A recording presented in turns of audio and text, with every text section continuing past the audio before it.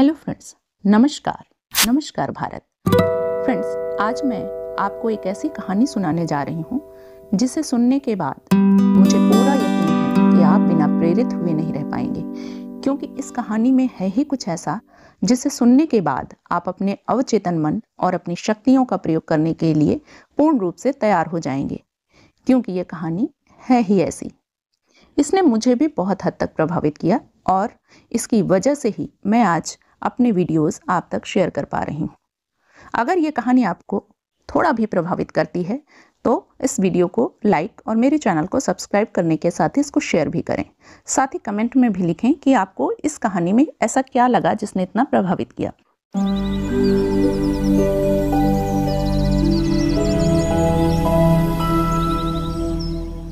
ये कहानी एक लेखक हैल एलरोड की है, जिन्होंने पुस्तक मिरेकल मॉर्निंग लिखी है। इस कहानी में मैं अभी कई पार्ट में बताऊंगी, क्योंकि पूरी कहानी नहीं पूरी हो सकती। तो सुनिए, ये एक युवा की कहानी है जिसकी उम्र मात्र 20 वर्ष, कॉलेज के प्रथम वर्ष में था। वह एक कंपनी में सेल्स प्रतिनिधि भी था और कंपनी में उसने इतना अच्छा काम किया कि उसे रिकॉर्ड तोड़ सफलता के साथ ही बहुत पैसा मिला। उसकी एक गर्लफ्रेंड भी थी, उसकी फैमिली का पूरा सपोर्ट था उसके पास। एक दिन 3 दिसंबर 1999 की रात्रि में वह क्लब से पार्टी करके वापस लौट रहा था। वो बहुत प्रसन्न था। रात के 11:30 बजे हुए थे और गाड़ी उसकी जो है वो लगभग 70 मील प्रति घंटा की रफ्तार से दौड़ रही थी। वो खुश इसलिए था क्योंकि उसने अभी कुछ ही देर पहले अपने जीवन का इस उम्र तक में सबसे बेस्ट भाषण दिया था, जिसमें सभी ने उसकी बेहद प्रशंसा की थी। उसकी गर्लफ्रेंड जो थी वो नींद में थी। वो अपनी सफ़ेद रंग की फोर्ड से बेहद प्रसन्न अवस्था में चला जा रहा था। होता क्या है, थोड़ी ही देर में सामने से 80 मील की रफ्तार से एक ट्रक आ रहा था जो उसकी गाड़ी में टक्कर मारता है, जिससे उस ट्रक और गाड़ी की भिड़ंत होती है और उसकी खोपड़ी में ट्रक की जो सामग्री होती है या लोहा होता है वो घुस जाता है। उसके शरीर में बहुत सारे घाव जाते हैं। साथ ही पीछे से भी एक गाड़ी आ रही थी, जिसकी वजह से उसके हाथ में, शरीर में, सब जगह बेहद चोट लग जाती है और उसकी खोपड़ी लगभग खुल सी जाती है। आंख की हड्डियां बुरी तरह टूट जाती हैं। पुतली को सहारा देने के लिए भी उसकी बॉडी में नहीं कुछ बचा था। कुहनी, बाजू सब टूट चुके थे। उसकी जो पेल्विस थी, फीमर बोन थी, वो भी सब टूट चुके थे और दिमाग स्थायी रूप से छत विछत हो चुका था। शारीरिक पीड़ा इतनी अधिक कि शरीर ने साथ छोड़ दिया और उसका ब्लड प्रेशर घट गया और वो कोमा में चला गया। परंतु इसके बाद एक कमाल हुआ। कमाल, बचाव दल आ गया और उसको निकाला गया कार को काट करके। कार को काटने के बाद उसको निकाला गया और उसको बाहर निकालने के बाद बाहर जो पैरामेडिक्स था, जो स्टाफ था, उसने हेलीकॉप्टर में ले जा करके उसकी जान बचाने की कोशिश की, जिसमें वो सफल भी हुए। 6 मिनट बाद उसकी सांसें वापस आ गईं ऑक्सीजन के सहारे और फिर वह 6 दिन तक कोमा में रहा। उसके बाद 7 हफ्ते तक वह वहीं हॉस्पिटल में पड़ा रहा। प्रेमिका की मृत्यु हो चुकी थी। उसके बाद 11 टूटी हुई हड्डियों के साथ, दिमाग की स्थायी क्षति के साथ उसके माता पिता को उसको सौंप दिया गया। अब जीवन बेहद कठिन था, इतना कठिन कि कहा भी नहीं जा सकता। परंतु प्रश्न यह है कि जो लेखक है वो ये कहता कि मेरे साथ ऐसा क्यों हुआ और घटनाओं से शिकायत करता रहता। बजाय इसके, लेखक ने जिस हालात में था उसको सोचना छोड़ दिया और उसके साथ ही उन बदतर हालात की बजाय उसने जो उसके पास अच्छा था उसके लिए धन्यवाद देने की प्रक्रिया शुरू की और यह विश्वास मजबूत किया कि जो कुछ भी होता है अच्छे के लिए होता है। यानी इस हालात में भी सकारात्मकता पर ध्यान और अपनी ऊर्जा का केंद्रण सिर्फ उन अच्छे बिंदुओं पर, और विजयी भाव से उस दुर्घटना को उसने एक ईंधन के रूप में चुना और अपना उत्तरदायित्व स्वयं लिया। 1999 की बात है, 2000 की बात शुरू हुई। इतनी विषम परिस्थितियों के बावजूद उसने क्या किया, वह अपनी पुरानी फॉर्म में वापस आ गया। यानी अपनी शक्ति के बल पर, अवचेतन मन की शक्ति के बल पर, जहां 60,000 सेल्स प्रतिनिधि थे, इस स्थिति के बावजूद वह 6ठे नंबर पर आ गया, जबकि वह अभी भी लगातार शारीरिक, मानसिक, भावात्मक और वित्तीय सदमे से उबर रहा था। 2001 इस वर्ष उसने अपने जीवन में जो अनुभव प्राप्त किए उन्हें स्कूलों, कॉलेजों में सुनाना शुरू किया और युवाओं के लिए प्रेरणा बन गया।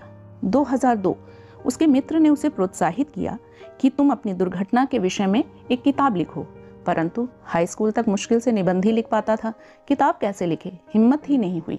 परंतु कंप्यूटर पर काम करते हुए उसने अपने जो अनुभव थे उन्हें कार्ड्स के रूप में संचित किया।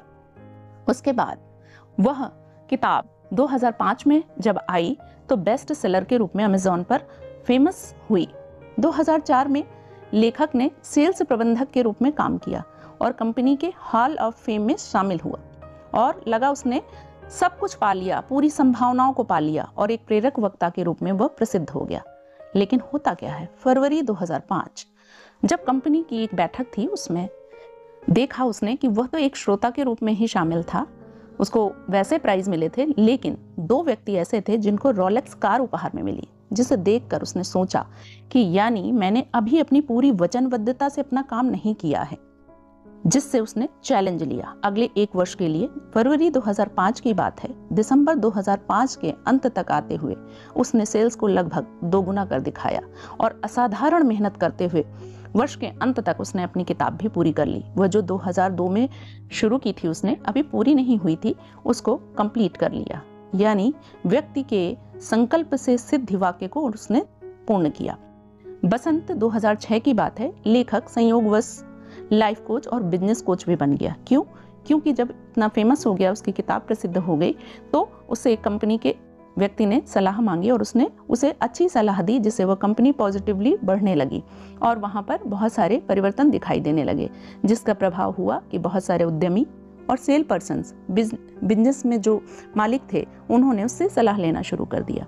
और इसके साथ ही जो लेखक था उसे अमेरिका के boys and girls club of America की वार्षिक सभा में बोलने का अवसर भी प्राप्त हुआ और वह युवाओं व छात्रों के बीच बेहद प्रसिद्ध हो गया। वर्ष 2007, इस वर्ष फिर से जीवन में उतार शुरू हुआ, क्योंकि 2007-8 में अमेरिका की मंदी आपको पता ही होगी, वहां की अर्थव्यवस्था पूर्ण रूप से चरमरा गई। इसके साथ ही इसके जो ग्राहक थे कोचिंग की फी भी नहीं दे पा रहे थे। ये स्वयं भी $4,25,000 का कर्जा अपने ऊपर लिए हुए था। पुनः शारीरिक, मानसिक, भावात्मक एवं वित्तीय रूप से बिखर गया। इसने बहुत सारी सेल्फ हेल्प बुक्स पढ़ी, सेमिनार्स लिए, कोच नियुक्ति किए, परंतु समझ नहीं पा रहा था करे क्या। 2008 में इसके जीवन में कुछ परिवर्तन आने शुरू हुए।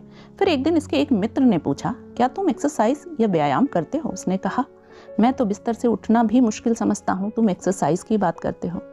परंतु मित्र की सलाह पर इसने क्या किया, इसने दौड़ना शुरू किया और अपनी अनेक समस्याएं सुलझाईं, अप्रत्याशित परिणाम पाए और सफल हुआ, जिसे उसने मिरेकल मॉर्निंग का नाम दिया। इसने अनेक शोध किए कि व्यक्ति को एक दिन में कितनी नींद लेनी चाहिए और इसकी जानकारी इसने अपने मित्रों, सहयोगियों, सहकर्मियों को देना शुरू कर दिया, जिसका प्रभाव क्या दिखा। ये बातें सोशल मीडिया में और फेसबुक, ट्विटर जैसे प्लेटफॉर्म पर शेयर की जाने लगी। 2009 में इसका विवाह हुआ और इसकी एक पुत्री का जन्म हुआ। इसकी कोचिंग के व्यवसाय को पंख लग गए और यह एक वक्ता के रूप में बेहद प्रसिद्ध हो गया। मिरेकल मॉर्निंग के टिप्स बांटने लगा, जहां पर यह मिरेकल मॉर्निंग जंगल की आग की तरह फैल गई, जिससे उससे संबंधित इसने एक पुस्तक मिरेकल मॉर्निंग फिर से लिखी और 2012 में यह किताब अमेज़न में बेस्ट सेलर बुक बनी रही, जो कि एक घरेलू माँ से लेकर एक CEO तक के लिए एक जैसा असर रखती है। कहानी का सार क्या है? कहानी का सार है कि चुनौतियां कितनी भी कड़ी हों, आप जो चाहे वो पा सकते हैं। जो व्यक्ति लगभग मर चुका था, इतनी बार बिखरा, उसके बावजूद फिर से उठा, जीवन में सफलता के चरम तक पहुंचा। यानी कोई भी व्यक्ति अपने हिसाब से अपने जीवन को डिजाइन कर सकता है, बस जरूरत संकल्प से सिद्धि की होती है। हालात आपके कुछ भी हों, बजाय दोष देने के, जब आप दायित्व लेते हैं, अपने ऊपर दायित्व को समझते हैं, तो जीवन सफल होता है। यदि लेखक ट्रक ड्राइवर के दोष को ढूंढता तो वो बिस्तर पर ही पड़ा रहता कि उसकी वजह से मेरा एक्सीडेंट हुआ और मेरा जीवन बेकार हो गया, जबकि उसने उत्तरदायित्व लिया कि जीवन में सुधार करना मेरा दायित्व है और इतनी विपरीत परिस्थितियों के बावजूद अपना जीवन सुधार किया और जैसा वो चाहता था वो सब प्राप्त किया। याद रखें, कितनी भी कठिन परिस्थिति व चुनौती हो, वह आपको सिखाने के लिए आती है। आप जीवन में जो भी हैं वह आपकी पिछली सोच का परिणाम है और वह अस्थायी भी है, उसे आप बदल सकते हैं। आप अपने अवचेतन की शक्ति का प्रयोग करके अपनी वर्तमान स्थिति को पूर्ण रूप से बदल सकते हैं। आप चाहें तो जीवन को अपने हिसाब से डिजाइन कर सकते हैं। अपनी क्षमता को विकसित कर आप सब कुछ आकर्षित कर सकते हैं, उसकी कोई सीमा नहीं है। तो फ्रेंड्स, यह किताब तो हुई अभी लेखक की कि उसको कैसे सफलता मिली, लेकिन उसके लिए क्या टिप्स अपनाए उसने, इसकी जानकारी आपको अगले वीडियोस में मिलेगी। तो फ्रेंड्स, यह कहानी मैं आगे दूसरे वीडियो में भी लेके आऊंगी, तब आप इसको देखिएगा और आप भी अपनी मनचाही सफलता प्राप्त कर सकते हैं। यदि शिद्दत से सफलता पाने की कामना हो तो हर वह चीज आप पा सकते हैं जो आप पाना चाहते हैं। नमस्कार भारत।